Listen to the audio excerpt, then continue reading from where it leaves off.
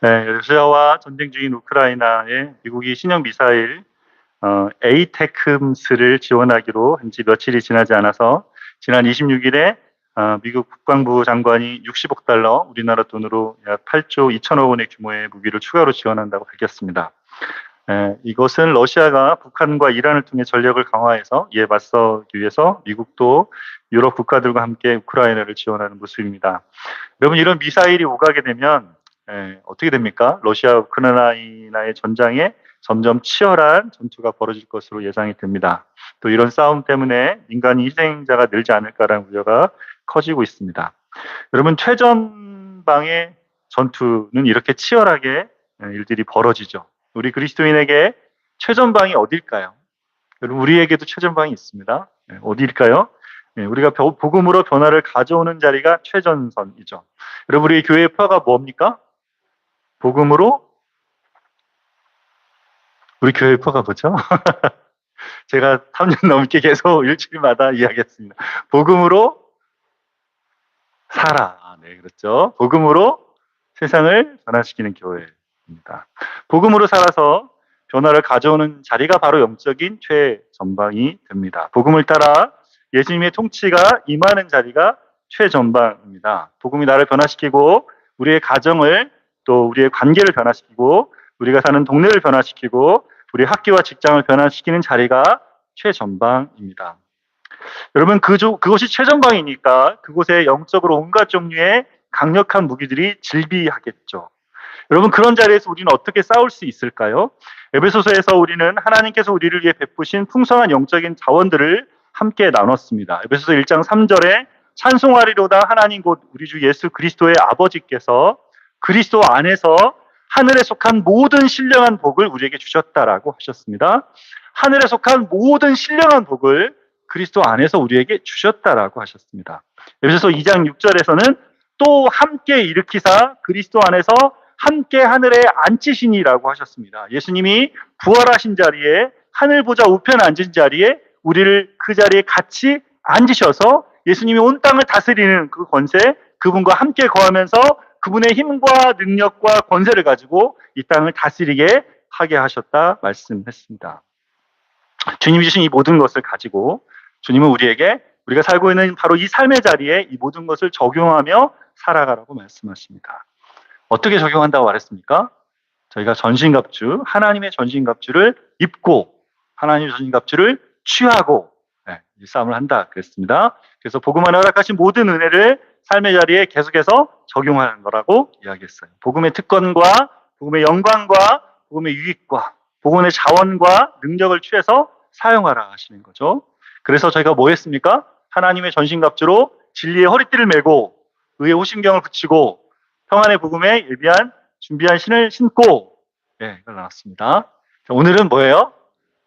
믿음의 방패를 잡으라라고 말하고 있습니다. 그러면 믿음의 방패는 영적 전쟁에서 언제 사용해야 되겠습니까? 그리고 믿음의 방패로 막게 되는 악한 자의 불화살은 무엇을 의미할까요? 우리는 어떻게 믿음의 방패를 통해서 악한 자의 불화살을 막을 수 있을까요? 오늘은 믿음의 방패를 잡으십시오라는 제목으로 본문을 통해 주시는 은혜를 함께 나누기를 원합니다. 첫 번째로 하나님은 악한 자의 불화살을 통해서 우리를 성장시키신다입니다. 16절 말씀을 한번 같이 읽겠습니다. 모든 것 위에 믿음의 방패를 가지고 이로써 등이 악한 자의 모든 불화살을 소멸하고. 앞에서 말한 것처럼 하나님의 전신갑주를 저희가 지금 4주째 하고 있죠. 바울이 3주 동안 뭐 했습니까? 진리의 허리띠를 띠고 의의 호심경을 붙이고 평안의 복음에 준비한 신을 신으라고 했습니다. 이제 바울은 믿음의 방패를 가지라고 권면합니다. 이 모든 것에 더해서 이 모든 것 위에 믿음의 방패가 필요하다는 거죠. 그것만 갖고는 안 된다. 방패가 필요하다는 거죠. 여러분, 방패가 어떤 역할을 했습니까? 방패는 적이 공격하는 것을 막는 역할을 하죠. 방패가 어떤 방패인지를 잘 알기 위해서는 사도 바울 당시의 로마 병사의 방패에 대해서 좀 알 필요가 있습니다. 여러분, 그림을 좀 보시겠습니까?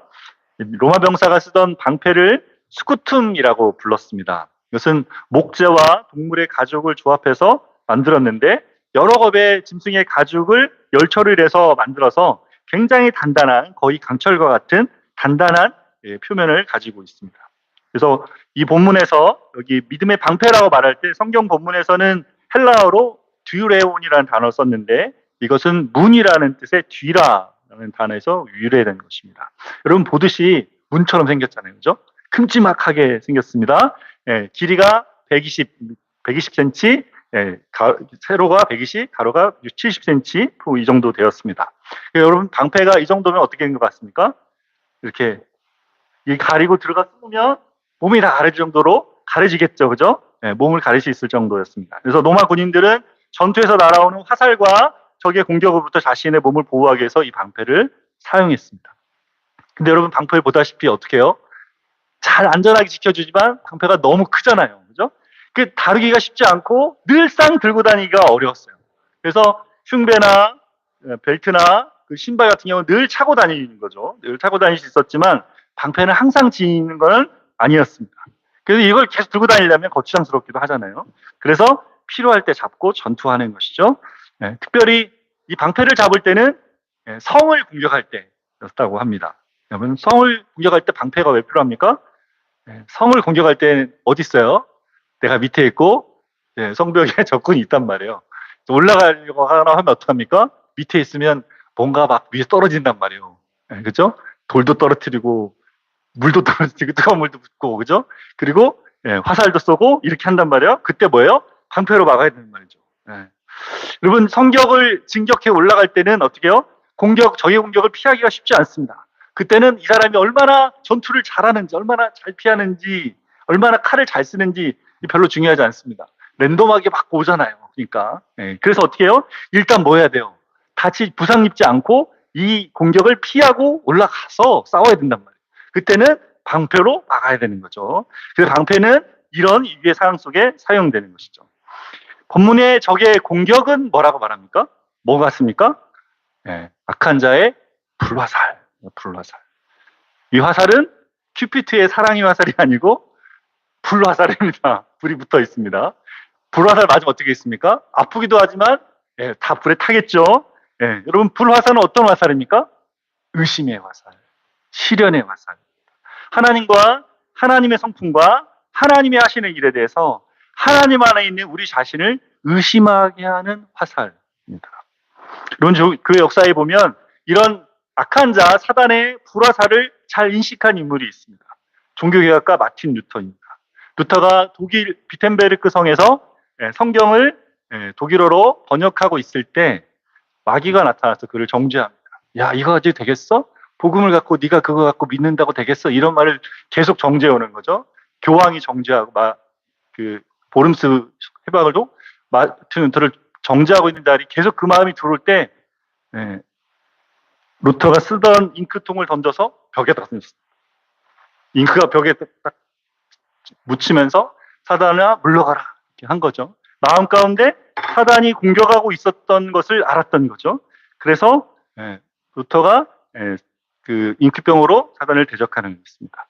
여러분 사실 악한 자의 불화살이 우리에게 언제든지 쏟아질 수 있어요. 여러분 불화살은 언제 쏟아집니까? 하나님께서 이 악한 자 사단이 불화살을 우리에게 쏘는 것을 허용하십니다. 우리는 예수님 믿으면 이 불화살이 우리에게 안 올 줄 아는데 베드로전서 4장 12절 말씀과 베드로전서 1장 7절 말씀이 이렇게 말씀합니다. 우리 같이 읽어보겠습니다. 사랑하는 자들아 너희를 연단하러 우리는 불시험을 이상한 일 당하는 것 같이 이상히 여기지 말고 1장 7절 말씀 너희 믿음의 확실함은 불로 연단하여도 없어질 금보다 더 귀하여라고 말씀합니다. 여러분 믿음을 가진 우리에게 뭐가 와요? 악한 자의 불화살이 오는 것을 어떻게 하라고? 이상하게 여기지 말라는 거예요. 왜요? 하나님은 그것을 통해서 우리를 연단시키십니다. 승금보다 더 귀하게 우리의 믿음을 자라게 하고 성장하게 하는 방편으로 사용하십니다. 그래서 하나님은 이것을 위해서 우리에게 불같은 시련을 허락하십니다. 여러분 욥기를 아십니까? 욥기를 아십니까? 욥기에서 사단이 하나님께서 사단에게 이렇게 말씀하시죠. 욥을 보았느냐? 내 욥처럼 정직하고 신실한 사람이 이 세상에 없다라고 이야기합니다. 그때 사단이 뭐라고 말합니까? 하나님, 욥이 하나님 주신 것 때문에 그렇게 하나님 잘 믿는 거죠. 욥이 하나님 주신 거 거둬보면 분명히 하나님을 저주할 거려 이렇게 이야기합니다. 그때 하나님 뭐라세요? 불화살을 쏠 것을 허락해 줍니다. 그래서 어떻게 됩니까? 욥이 가지고 있던 재물과 욥의 자녀들과 욥의 건강까지를 모두 잃게 됩니다. 욥은 그 자리에 욥기 전체를 볼 때 엄청난 혼돈의 삶을 지나게 됩니다. 그 자리를 지나면서 욥이 어떻게 됩니까? 욥은 정금같이 나옵니다. 하나님께 믿음을 말하면서 그 시간을 씨름하고 부르짖고 한탄하면서 도대체 하나님 어디 계십니까? 왜 이렇게 하십니까? 제가 알 수 없습니다라고 그렇게 하나님 앞에 계속 부르짖고 나갈 때 그 자리에서 하나님 앞에 정금 같은 믿음의 모습으로 욥이 자라갑니다. 여러분, 고난의 불 가운데로 들어가는 것은 굉장히 위험한 일입니다. 하나님이 근데 그 자리에 우리를 두십니다. 왜 그렇게 하십니까? 사단은 욥을 태워버리려 했죠. 거기서 없애버리려고 했습니다. 그의 존재를 지워버리려 했지만 실제로 욥기에 보면 욥은 그렇게 처절하게 싸웠습니다. 그런데 하나님은 욥을 그런 자리에 두시면서 그를 더 온전하게 가꾸셨습니다. 욥 안에 있는 불순물을 제거해 내셨습니다. 하나님은 욥을 그렇게 해서 더 온전하게 가꾸셨습니다. 욥은 그 시간을 나면서 뭐라고 합니까? 욥기 마지막에 내가 귀로만 들었던 하나님을 이제 눈으로 배웁니다라고 고백했습니다. 사단은 우리를 망치려고 불화살을 쏘지만 하나님은 그 불로 우리를 재련하십니다. 욥은 우리의 고난을 대표합니다. 욥을 통해서 보여주시는 거죠. 하나님께서 허락하시는 정도까지만 하시도록 사단을 제한하시고 그것을 통해 우리를 단련하시는 정도까지 하신다는 것이죠.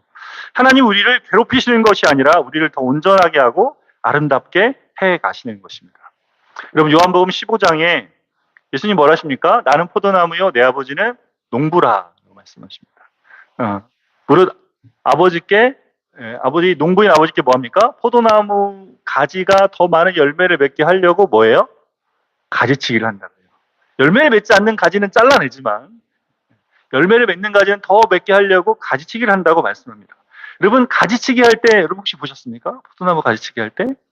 가지치기 할 때 과감하게 잘라냅니다. 농부는 알고 있어요. 어디를 잘라야 그 다음에 많은 열매를 맺는지를 알고 있어요. 그래서 더 자르면 죽고 여기 자르면 더 많은 것들을 열는 줄 알기 때문에 거기를 잘라냅니다. 제가 2년 전에 저희 집에 모링가를 심었습니다. 여러분 혹시 모링가 아십니까? 네. 모링가는 아프리카나 광야 같은 거름기가 없는 모래가 많은 곳에 자랍니다. 근데 그게 모링가가 자라면요, 놀랍게도 모링가 잎이나 모링가 씨에서 엄청난 양분이 나옵니다. 그러니까 거기 사는 사람들, 그 아프리카나 이런 사막에 사는 사람들은 먹을 게 없잖아요, 양분 이런 게. 근데 그 잎을 가지고 몸도 치료하고 영양분을 섭취해서 삽니다. 그래서 미국에 있을 때 모링가를 알게 돼서 모링가 잎도 먹고 모링가 씨도 가지고 왔어요. 그래서 혹시 나나 해서 화분에 심었습니다. 근데 집에 화분에 심어서 아파트 집에 화분에 심었는데 모링가가 자라는 거예요. 모링가 저기 지금 난을 심었던 정도의 화분에 심었는데 이게 나가지고 자라는데 갑자기 얘가 저희 키처럼 자랍니다. 쭉 이렇게 자랍니다. 금세 자라는 거예요. 이렇게 빨리 자랄 줄 몰랐죠. 다 자랐는데 천정까지 다 닿은 거예요. 그 다음에 모링가가 어떻게 하냐면 갈 데가 없잖아요. 그러니까 휘어지기 시작했습니다. 옆으로 이렇게. 그리고 휘어져가지고 작년에 여름을 나면서 이파리가 달리고 이파리가 이제 겨울 가을 지나면서 떨어졌습니다. 그러니까 나무만 삐쭉 남아있죠. 너무 보기 싫은 거예요. 저렇게 자라면 안 되잖아요. 나무니까. 그래서 결정을 했습니다. 이렇게 자라게 하지 말고 좀 옆에 이렇게 좀 가지가 나게 해야 되겠다. 그래가지고 이걸 잘라줘야 되겠다 생각이 들었어요. 그래서 제가 이거 어디를 자르지? 이렇게 생각하다가 어디를 잘라야 할지 모르겠더라고요. 저 위를 잘라야 되는지, 여기를 잘라야 되는지. 여기를 잘랐다 죽으면 어떡합니까? 내가 지금 모르잖아요. 지금 어떻게 자르면 되는지. 여기 자르면 어차피 또 자랄 거고, 그 중간을 과감하게 잘랐습니다. 아주 정말 마음을 조심해서 잘랐어요. 이게 안 자라더라고요. 근데 봄 되니까 싹이 나면서 여기서 자라는 거예요. 근데 금방 자라서 똑같이 됐습니다. 똑같이 됐어요. 저는 모르죠. 저는 이렇게 어디를 잘라야 되는지 잘 모릅니다. 근데 우리 주님 어디인 줄 아세요? 주님은 잘 알고 계십니다. 하나님께서는 우리를 어디를 자르면 우리가 가장 좋은 모습으로 자라갈 줄을 잘 알고 계시죠. 그래서 하나님이 그렇게 가지치기를 하십니다. 우리에게 주신 어려움들은 사실은 하나님이 우리에게 주시는 선한 일 가운데 하나인 거죠. 우리의 삶 가운데 벌어지고 있는 일들이 많아요. 근데 그것이 우리를 망하게 하지 않습니다. 우리를 살리는 일을 합니다. 제가 졸업 후에 직장 생활하면서 굉장히 어려운 시간을 보냈습니다. 혼자 있는 시간이었어요. 처음에는 자취를 하면서 너무 좋았습니다. 졸업을 하고 직장 생활을 하니까 너무 즐겁다 했는데 한 몇 개월 지나니까 혼자 있는 것도 쉽지 않았고 또 그때 마침 직장도 굉장히 힘들었고 관계적으로 어려운 일도 있었습니다. 그래서 너무 힘든 시간을 보내는 거죠. 그래서 이제 마침 오가는 길에 교회가 있었고 교회 기도전 처소가 있어서 밤늦게 회사 끝나면 그 기도 처소 가서 기도를 했습니다. 기도하면서 하나님께 부르짖으며 기도했죠. 하나님 도대체 왜 이렇게 하십니까 저한테? 네. 근데 하나님께서 왜 제가 그런 기도를 했냐면 대학교 3학년, 4학년 지날 때 되게 많은 은혜를 주셨어요. 그러니까 하나님께서 주신 그 은혜가 너무 감사하고 좋았습니다. 하나님이 주시는 친밀함과 내 마음을 새롭게 하시는 은혜가 너무 기뻤고 좋아서 제가 하나님께 그렇게 했죠. 하나님 보면서 하나님 제 인생에 이런 시간이 없었네요. 이렇게까지 기쁜 시간을 제게 주신 적이 없으셨네요 라고 했어요. 완전히 만족했습니다. 주님 안에서. 근데 그 졸업한 다음에 저에게 주시는 시간은 완전 광야 같은 시간인 거예요. 혼자 있는 시간, 부르짖고 또 부르짖고 그 다음날 가서 일하고 또 와서 또 부르짖어야 되는 시간.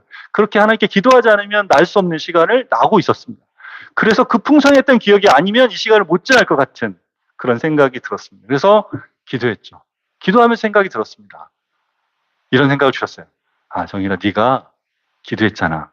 뭘요? 네가 깨끗하게 해달라며. 그 어려운 중에 너를 완전하게 깨끗하게 만들어 달라며. 그랬죠. 그래서 지금 이러고 있는 거야.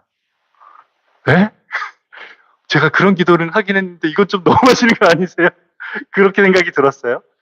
그때는 저는 하나님의 기도 응답이라 생각했습니다. 그리고 한 번에 거기서 그 모든 것을 다 정금처럼 이렇게 불순물을 다 제거한 사람이 될 거라고 생각했어요. 근데 시간이 지나니까 그게 아니더라고요. 그건 시작이었습니다. 시작이었고 주님이 계속해서 바꿔가시는, 주님이 새롭게 다루시고 저를 새롭게 하는 시간을 하시는 걸 알게 됐습니다. 그 자리가 저 자신을 신뢰하는 것보다 하나님을 더 신뢰해야 되는 자리라는 것을 알게 하셨습니다. 여러분, 악한 자의 불화살이 우리에게 날아올 때가 있어요. 여러분, 그것이 없는 게 아니라 그게 우리에게 주어집니다. 하나님은 그것을 누구보다 잘 알고 계십니다. 그때를 잘 알고 계시고, 그래서 우리에게 어떻게 하라십니까? 그때 믿음의 방패를 잡으라 하십니다. 하나님께서 우리에게 그 자리를 지나게 하실 것을 믿고 믿음의 방패를 가지고 하나님께서 나게 하시는 자리를 나는 것이죠. 그렇게 하시는 하나님을 바라보는 저와 여러분 되시길 바랍니다. 두 번째로 악한 자의 불화살을 막는 믿음의 방패는 내가 아닌 하나님을 바라보는 것이다. 16절 말씀 한 번 더 보겠습니다. 모든 것 위에 믿음의 방패를 가지고 이로써 능히 약한 자의 모든 불화살을 소멸하고. 여러분, 하나님은 불화살을 허락하시지만 그럼 사단은 언제 불화살을 쏠까요? 네. 여러분, 적군이 언제 중요한 무기를 사용합니까? 네. 무너뜨릴 때, 아까 욥처럼 무너뜨릴 때도 쓰고 또 언제 합니까? 위급할 때. 네. 공격해서 적을 섬멸할 때라 적이 공격해 와서 자기가 위협을 받을 때 씁니다. 우크라이나가 미군에게 받은 무기들은 러시아의 본토를 공격하지 않겠다고 약속했답니다. 그럼 왜 이렇게 합니까? 미국이 준 미사일로 러시아의 본토가 공격받으면 어떻게 됩니까? 러시아가 가진 핵무기가 등장하기 때문에 전 세계가 위협할 수 있기 때문에 그걸 하지 않는 것이죠. 여러분, 악한 자 사단은 자신이 위협을 당할 때 불화살을 쏩니다.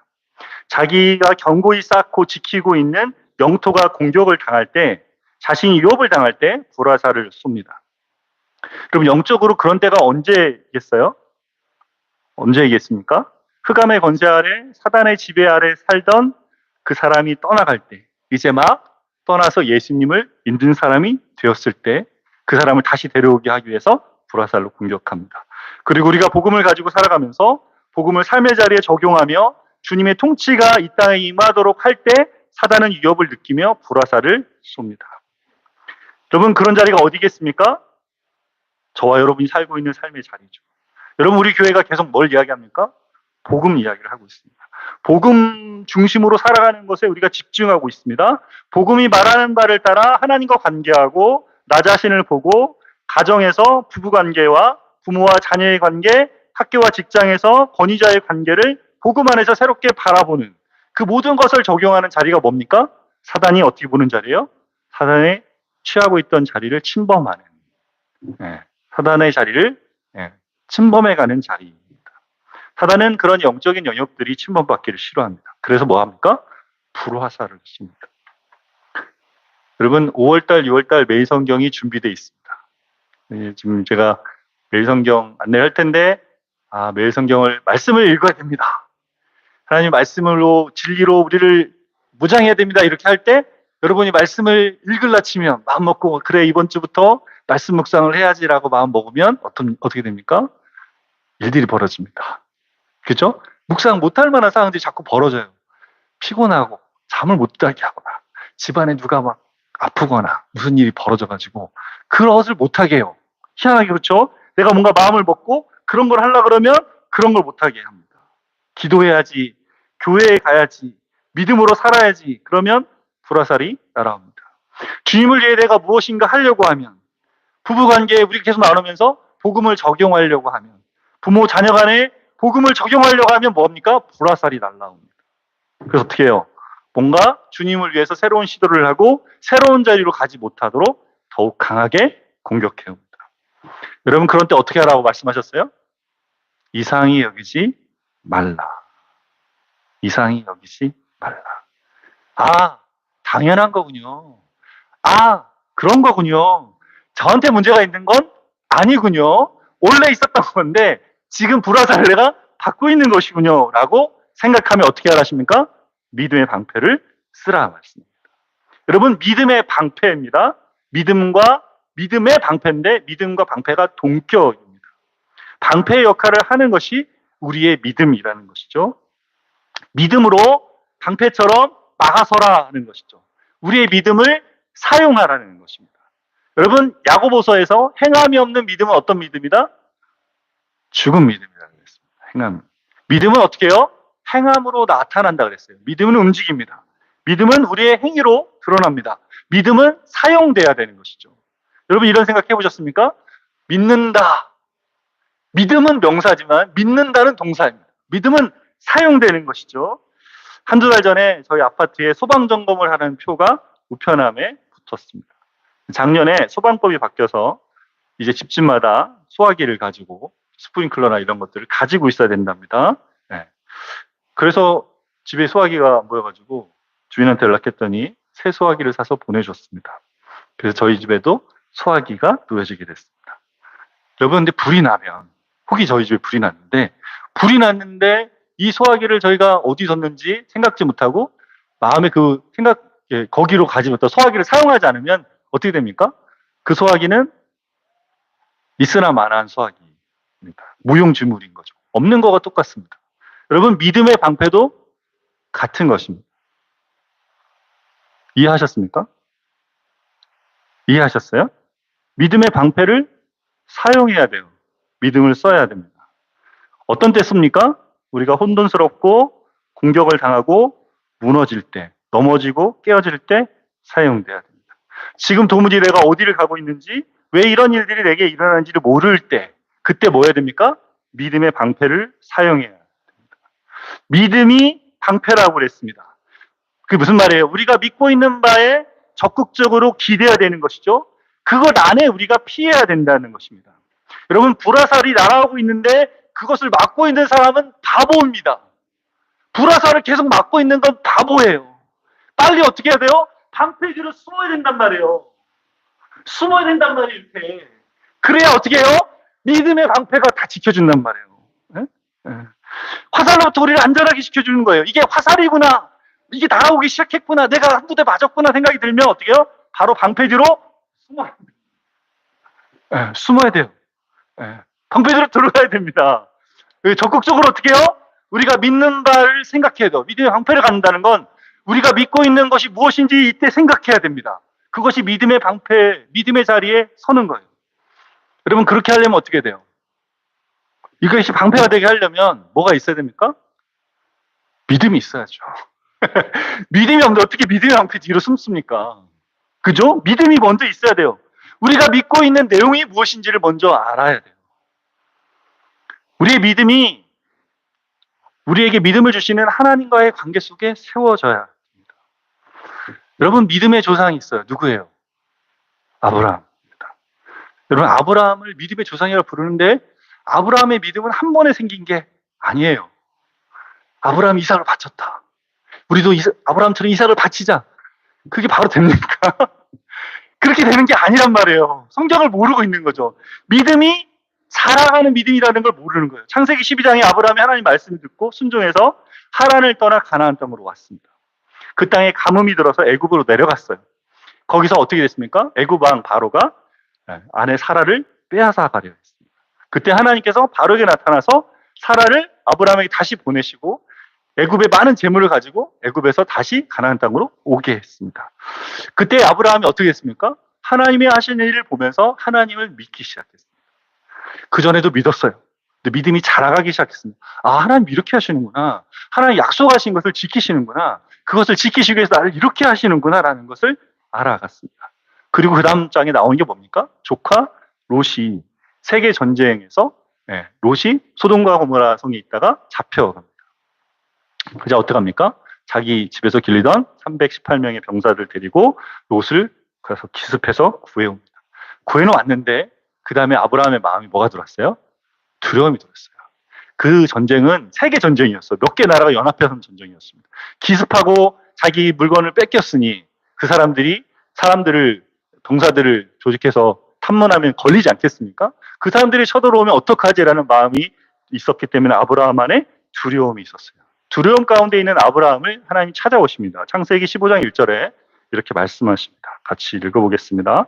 이 여호와의 말씀이 아브라함에게 임하여 이르시되 아브라함아 두려워하지 말라. 나는 내 방패여 너의 지극히 큰 상급이니라. 하나님께서 이 시간에 아브라함에게 나타나셔서 뭐라 하셨어요? 두려워하지 말라 그러셨어요. 아브라함이 뭐 하는 거 아십니까? 두려워하고 있다는 걸 아셨습니다. 그래서 아브라함이 두려움 가운데 불안해하고 무너져 있다는 걸 아셨어요. 죽음의 공포가 악한 자의 불화살이 하나님의 약속도 잃어버리고 하나님도 잃어버리겠다는 것을 하나님이 아셨습니다.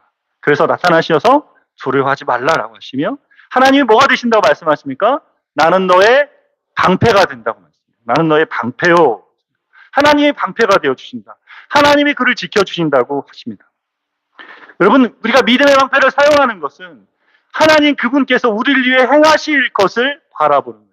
하나님이 일하실 것을 바라보는 것입니다. 하나님이 나를 위해 하신 그것에 나를 맡겨드리는 것입니다. 아브라함은 자신에게 말씀하시고 그의 인생길 가운데 함께 하시는 하나님을 믿었습니다. 그는 하나님의 말씀과 하나님의 성품에 자기 자신을 걸었어요. 자기 인생을 내어드렸습니다. 자신의 인생 가운데 만나주시며 계속해서 자기를 인도해 가시는 하나님을 믿었습니다. 말씀이 있고 그 말씀을 따라 살아가면서 그 말씀대로 일하고 계시는 하나님을 믿었습니다. 믿음의 방패는 악한 자의 불화살을 막기 위해 적극적으로 사용해야 되지만 믿음이 없이는 그 방패를 사용할 수 없습니다. 복음의 진리를 믿지 않고 믿음의 방패를 사용할 수 없습니다. 또 복음의 진리를 믿었다고 해도 그 진리를 믿음의 방패로 사용해 본 사람만이 방패를 적극 활용해서 사용할 수 있습니다. 전투 경험이 있어요. 어떤 전투 경험? 믿음을 가지고 믿음을 방패로 써본 경험이 있어야 된단 말이에요. 전투 경험이 없는 사람은 쓸 수 없어요. 여러분, 우리의 영적인 현실은 어떻게 해요? 연습이 없습니다. 실전이죠. 근데 지금 이걸 가르쳐 주시는 자리에 어떻게 해요? 그 방패를 활용해서 써봐야 돼요. 반드시 경험을 해봐야 됩니다. 활용하는 믿음이 되려면 그것을 경험해 봐야 된다는 거예요. 지난주에 갑자기 직장에서 해고 통지를 받은 한 청년을 상담했습니다. 작년에 3개월 후에 직장에서 해고된다는 소식을 듣고 마음을 졸이면서 다른 직장을 막 찾아보고 알아봤어요. 다행히 직장에서 연기되어졌고 시간을 더 많이 줬습니다. 그래서 올해 말까지 안전한 줄 알고 있었습니다. 근데 갑자기 해고 3개월 후에 다른 직장을 알아봐라는 통보를 받았어요. 그러면서 이런 제안도 했습니다. 새로운 프로젝트를 하게 되면 3개월 더 주겠다까지 이야기했어요. 그 자매가 전화 왔습니다. 목사님 어떻게 해야 될까요? 상담해서 제가 물어봤어요. 뭘 하고 싶냐고. 네. 네. 회사에서 그렇게 통보했는데, 그러면 그 지금 3개월짜리 프로젝트를 더 하는 거를 연장해서 그거에 전념해 볼 거냐? 아니면, 이 3개월 후에 끝날 거니까 이직을 준비할 거냐? 아니면 그동안에 계속 생각했어요. 학교에서 가르치는 하고 싶다고. 그걸 할 거냐 물어봤습니다. 본인이 모르겠대요. 뭘 하고 싶은지. 뭐라고 말해야 됩니까? 모르겠대요. 자기가 모르는데 누가 어떻게 가르쳐 줬습니까? 저도 들으면서 어떻게 해야 될까 했어요. 그러면서 마음에 뭐가 있는지 물어봤더니 이 상황이 되니까 자기가 지금 뭔가를 열심히 해야 되는데 아무것도 못하고 있는 자기를 본답니다. 그리고 생각이 뭐냐 그러니까 자기가 이전에 공부했을 때 자기를 가르쳐 주던 교수님이 생각이 나고 그 교수님과 함께 그 공부하던 그 자리에 인정받지 못했던 거. 예. 그리고 교수님이 나를 충분히 가르치지 못하셨다는 생각도 들고, 그리고 또 하나 자기가 거기서 열심히 하지 않았다. 시간을 그냥 막 썼던 자기의 모습이 보인다는 거예요. 근데 그게 자꾸 생각이 들어가지고 아무것도 못하고 있다라는 거죠. 제가 작년에 들었을 때도 똑같은 말을 했습니다. 2번 제가 듣고 나서 제가 그 청년의 상황을 다 알지 못해요. 청년의 능력이 얼마나 되는지, 얼마나 뭔가를 할 수 있는지 모르지만 제가 한 가지는 알 것 같다. 자꾸 거기가 생각이 나는 건 그 자리가 아직 해결나지 않은 거다.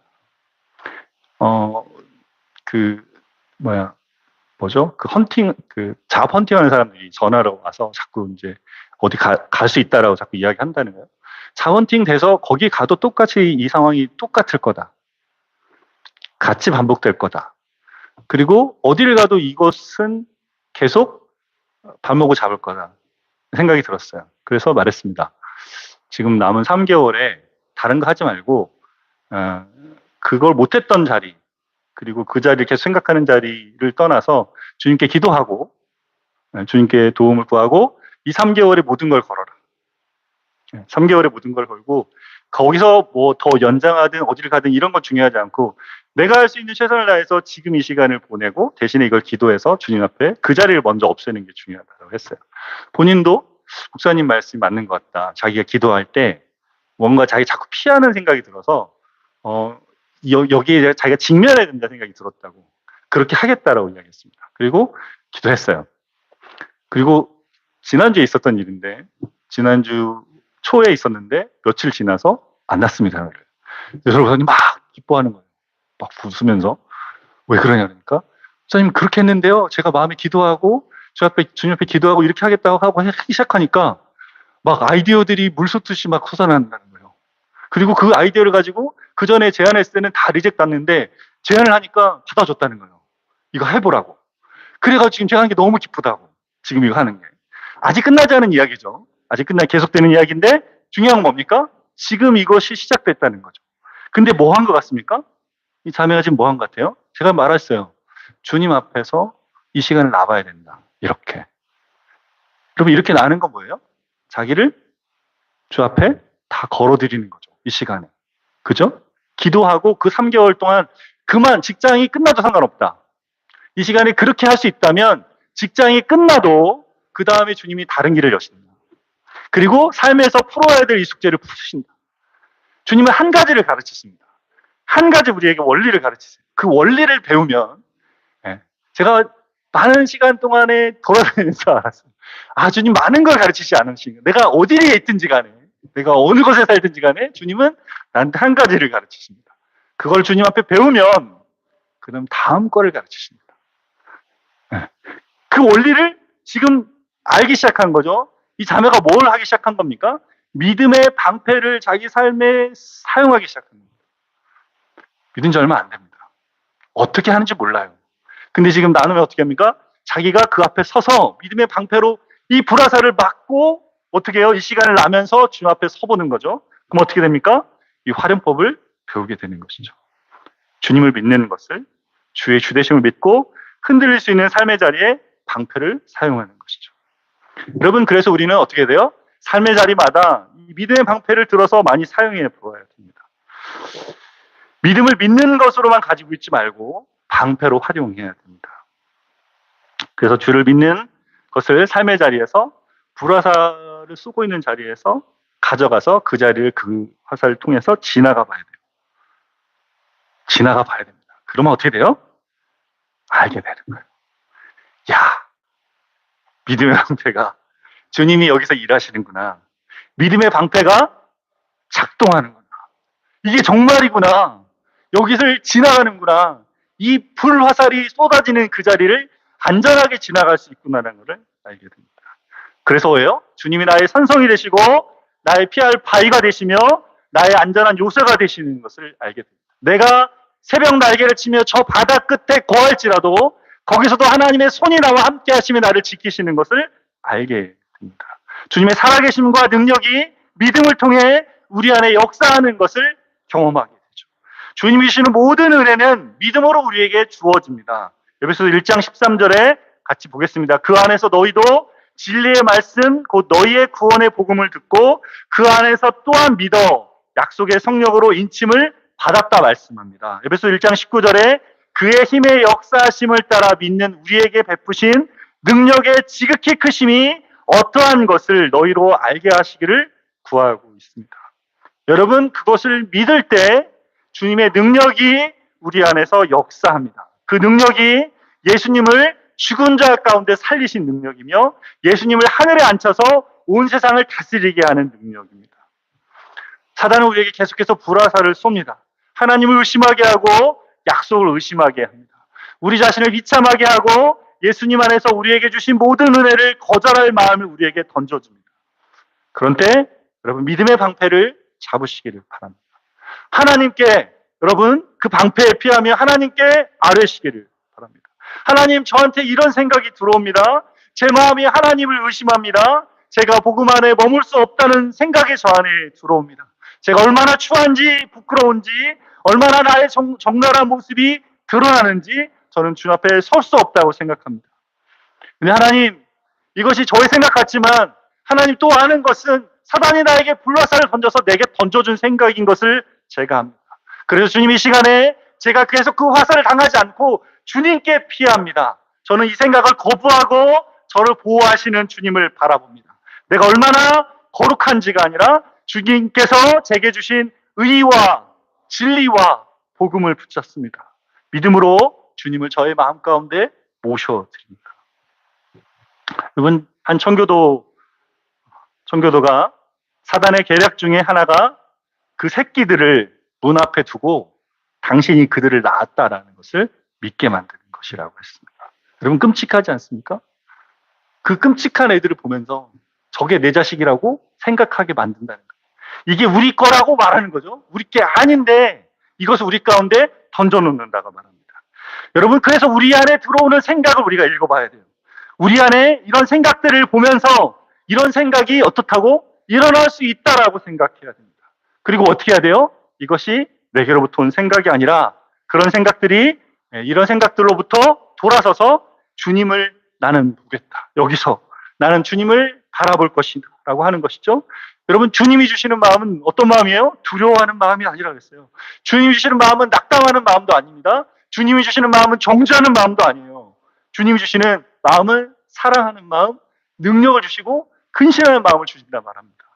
여러분, 사단의 불화살을 감각하시기를 바랍니다. 치열한 전투 현장에서 우리의 방패 되신 주님께 우리의 영혼을 맡기시기를 바랍니다. 주님은 우리가 싸우는 모든 싸움을 이미 다 싸우셨어요. 십자가 위에서 사단이 쏟아내는 모든 불화살을 다 받으셨습니다. 그분은 불화살을 다 받으셨으나 거기서 그 시험을 넉넉히 이기셨습니다. 요한복음 16장 33절에 이렇게 말씀합니다. 이것을 너희에게 이름은 너희로 내 안에서 평안을 누리게 하려 함이라. 세상에서는 너희가 환난을 당하나 담대하라. 내가 세상을 이기었노라 라고 하셨습니다. 십자가에 승리하신 주님께서 우리를 위해서 싸우십니다. 사단의 불화살이 날아온 자리에서 그렇게 믿음의 방패를 잡고 나아가시기를 바랍니다. 그 자리에서 주님이 주시는 승리를 맛보며 주님의 나라가 복음이 우리가 살아가는 세상을 변화시키는 것을 보는 저와 여러분 되시기를 바랍니다. 함께 주신 말씀 기억하면서 적용차장 세상 흔들리고 함께 찬양하며 기도하며 나가겠습니다.